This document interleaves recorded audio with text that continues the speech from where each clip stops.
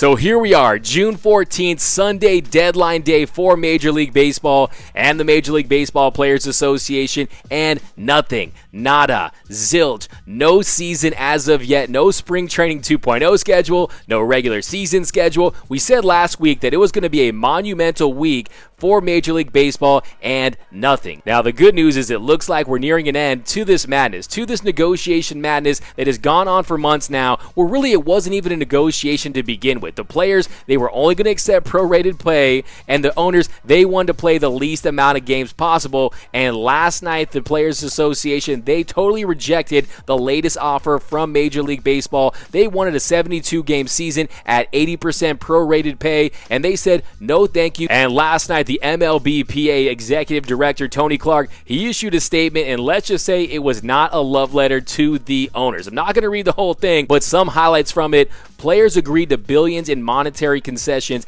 as a means to that end, and in the face of repeated media leaks and misdirection, we made additional proposals to inject new revenues into the industry, proposals that would benefit the owners, players, broadcast partners, and fans alike. It would go on to say, it's now become apparent that these efforts have fallen upon deaf ears. In recent days, owners have decried the supposed unprofitability of owning a baseball team, and the commissioner has repeatedly threatened to schedule a dramatically shortened season unless players agree to hundreds of millions in further concessions. As a result, it unfortunately appears that further dialogue with the league would be futile. It's time to get back to work. Tell us when and where. So there you have it. The good news is that this is almost finally over. All this madness, the players, the owners, there was no negotiations to begin with, and I think that falls squarely on Rob Manfred, because Rob Manfred, in that March 26 agreement, it gives him the ability to unilaterally schedule a season, and he's likely going to schedule a 48 to 50 game season. Now, what will happen in the next couple of days? Will Rob Manfred actually schedule a 48 game regular season in Major League Baseball? Here's him talking about his right to make that move.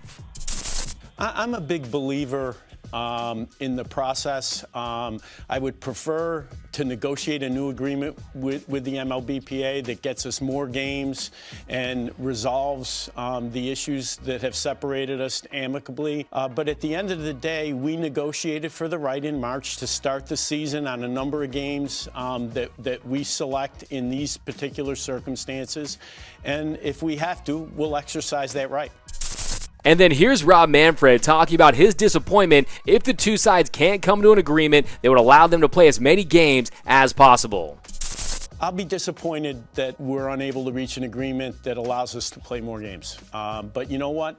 I think at the end of the day, the most important thing, and I'm not buying into your number of 48, the most important thing is that we play Major League Baseball in 2020, and I can tell you unequivocally we are going to play Major League Baseball this year. I'm not going to get into bargaining with you about issues with the Players Association. We'll make another proposal to them that's consistent with the economic realities that we're looking at, including the fact that our revenues are going to be down over 70%. So after seeing that interview with Rob Manfred and Carl Ravitch, it was clear to me that Rob Manfred couldn't care less. And as the commissioner of Major League Baseball, this failure to come to an agreement to me falls squarely on Rob Manfred's shoulders. Look, that is what he's supposed to be good at, right? He's not an innovator. He's not a visionary. All he wants to do is shorten the game for like 4 minutes because he thinks that will solve Major League Baseball's issues. He's supposed to be an expert collective bargainer. And what has he done? All he does is line the owner's pocket.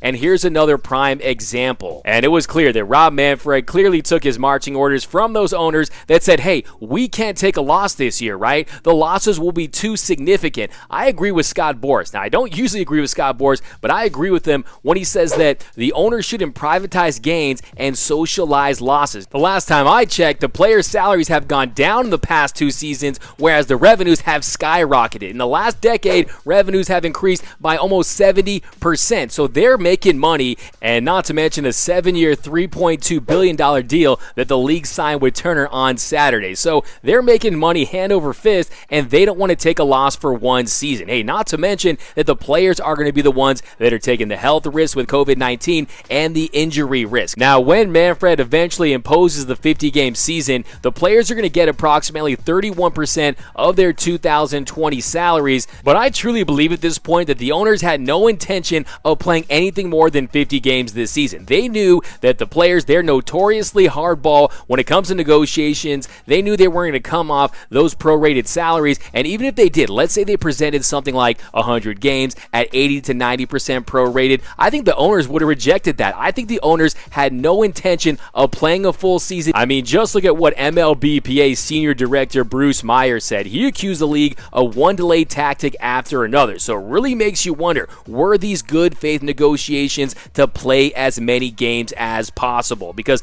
I personally think that they had their number from the get-go, and it's clear. Just look at these proposals from the league to the players. It was essentially these putting lipstick on a pig deals where it was the same deal and it was just different, right? Nope, it was all about less games to try to minimize these losses so we can get into the postseason and try to get that money back through television revenue. That was the plan all along for Major League Baseball. And when it comes to Rob Manfred, look, to me, I call him Robot Rob Manfred because that's all he is at this point. He's a robot for the owners. He went in there. He did not negotiate to try to do what was best for Major League Baseball. Look, Major League Baseball, they had a real opportunity this summer. This summer, they could have been a shining light in an otherwise dark time in our country, but instead we had months of endless bickering between millionaire players and billionaire owners, and the optics were terrible. And at this point, I am done with Rob Manfred. Look, I defended Rob Manfred longer than I should have. I looked at the revenue of the game. I looked at franchise values. I looked at some of these World Series ratings in the last couple of years, but I am done with Rob Manfred. Look, since 2015,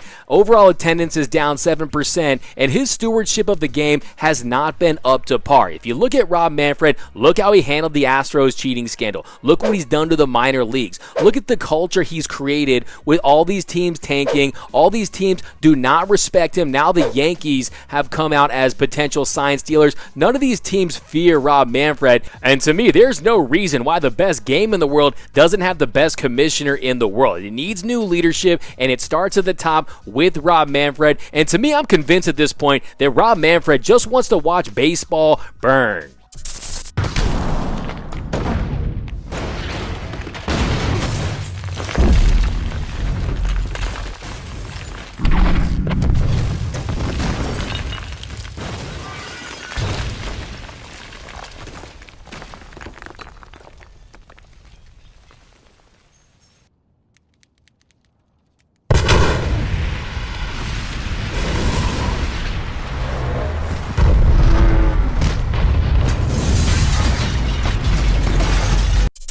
So, Rob Manfred, on behalf of Major League Baseball fans everywhere, we do not approve with the job you're doing with the game that we love. But hey, 48 games, 50 games, I don't care what it is. One of the pros, I'm looking forward to watching each and every game like it's a playoff game, and the players are already getting excited. Justin Turner tweeted, hashtag we ready, hashtag let's go. And then Kike Hernandez, he tweeted, we want to play, tell us when and where we are ready. But hey, some baseball is better than no baseball, so let's make the most out of whatever season we get. I don't care if it's 50 games, and hey, a 50-game season, that one game is going to hit different knowing it is only 50 games. So let's embrace it. It's a one-year thing, and then next year we'll be back to 162, and then with that CBA, who knows after that. But let me know down below in the comments, how do you feel about these negotiations? How do you feel about Rob Manfred? How many games do you think ultimately will be played this year? Let me know right down below in the comments. And for all the greatest Dodgers content, head over to DodgersNation.com.